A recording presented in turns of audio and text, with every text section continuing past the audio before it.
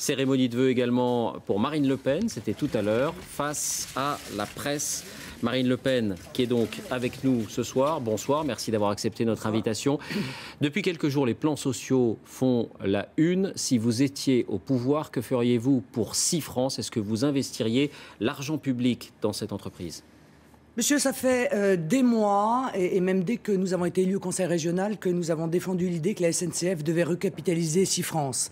Il n'y a qu'un malheur, c'est que les socialistes et les gens de l'UMP ont imposé aux Français un traité, qui est le traité de Lisbonne, qui interdit à l'État d'avoir une action stratégique et de venir au soutien des entreprises ou des secteurs économiques qui sont en difficulté.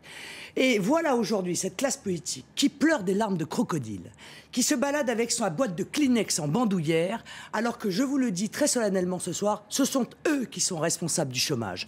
Eux qui sont responsables de la délocalisation. C'est le modèle économique ultralibéral qu'ils ont défendu à tout prix et mis en œuvre depuis 30 ans. Et c'est la raison pour laquelle ma solution passe par la rupture avec ce système, avec ce modèle ultralibéral. Il faut mettre la France à l'abri de la crise et pour cela, il faut mettre en place un patriotisme économique et un patriotisme social. Pour vous, Marine Le Pen, l'État doit intervenir chaque fois qu'une grande entreprise est en difficulté et que des centaines d'emplois sont en jeu. Il faut d'abord que l'État mette en place les conditions pour que nos entreprises ne soient pas mises en concurrence déloyale avec des entreprises de pays étrangers. Il faut mettre un protectionnisme intelligent à nos frontières. Il faut nous préserver de cette concurrence déloyale. Nos entreprises ont des capacités fantastiques. Nos travailleurs sont les meilleurs du monde. Bon. Mais moi, je veux acquérir cette compétitivité dont on nous parle tant grâce à le retour à la monnaie nationale, puisque c'est ça le gros handicap de notre économie, et pas grâce à des plans de rigueur successifs, dont le troisième est la TVA patronale que M. Sarkozy va mettre en œuvre, parce qu'elle n'est pas du tout sociale, elle est patronale. Je rappelle pour ceux qui nous écoutent, la TVA sociale, c'est une partie des charges qui pèsent sur l'emploi pour financer la protection sociale. On les transfère sur la TVA, en augmentant un peu la TVA. Vous êtes contre? Pourquoi? Non, oui, bien sûr. C'est la TVA patronale. Vous voyez, c'est le troisième plan de rigueur et le plus dur, et celui qui va être le plus terrifiant pour les classes populaires, pour les classes moyennes et pour les retraités. Parce qu'il va toucher tout le monde. Imaginez quand même qu'ils envisagent... C'est pas une bonne chose d'alléger les charges sur l'emploi? Non, attendez. Ils augmentent de 3 points la TVA. C'est 15% d'augmentation des TVA. Vous imaginez ce que ça va donner sur le pouvoir d'achat de ceux qui sont les plus modestes et qui les a aujourd'hui, et même les classes moyennes qui n'arrivent pas à s'en sortir. La réalité, c'est que l'allègement de charges ne sera pas sur les cotisations salariales, ce qui permettrait d'augmenter les salaires nets. Alors on dit que ce serait aussi sur les cotisations salariales. Oui, on dit. On souffle beaucoup, il faut bien le dire, dans un instrument assez long avec des trous qui s'appelle un pipeau. Bon, la réalité, c'est qu'il va y avoir un allègement de charges pour les grandes entreprises qui, d'ailleurs, se portent mal. Votre reportage vient de le montrer, hein, qui ont bien bénéficié de la crise financière. Et pour cause, Monsieur Pujadas, le mondialisme et le modèle ultralibéral et de libre-échange profitent effectivement à 1%. Ces 1%, c'est la caste politique et ce sont leurs amis qui sont les grandes entreprises du CAC 40. Autre sujet, Marine Le Pen, vous rendrez hommage après-demain à Jeanne d'Arc, mais Nicolas Sarkozy vous grille la politesse puisqu'il le fera dès demain. Est-ce que vous appréciez le fait que lui aussi finalement s'approprie les symboles que vous défendez? Jeanne d'Arc appartient à tous les Français. Ça, c'est une première chose.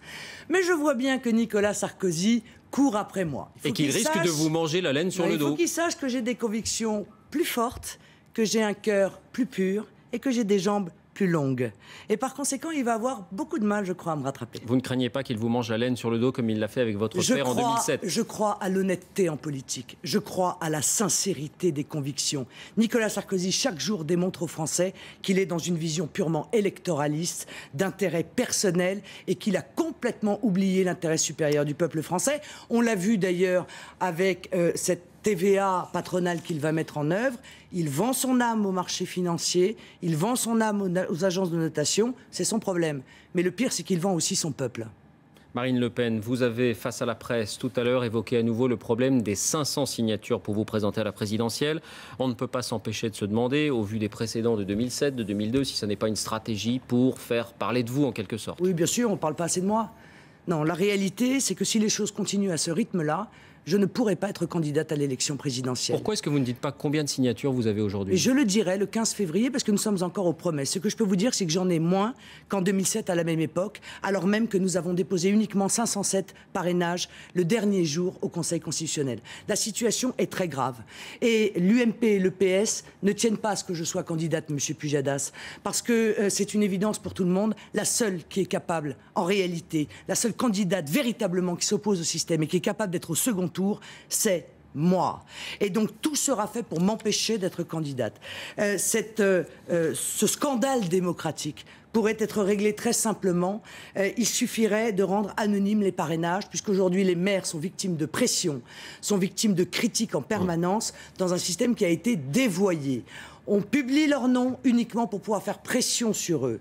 Cette situation ne peut plus durer. J'en appelle aux Français, j'en appelle aux élus, j'en appelle aux maires, et y compris aux élus de l'UMP et du PS, parce qu'ils sachent une chose, c'est que si je ne suis pas candidate à l'élection présidentielle... Vous en doutez vraiment? Oui, mais bien sûr, j'ai des inquiétudes. Non seulement la France, évidemment, apparaîtra comme ayant tourné la page de la démocratie, mais le président qui serait élu dans ces conditions serait évidemment complètement illégitime. Merci Marine Le Pen d'avoir répondu à nos questions aujourd'hui pour votre rentrée politique.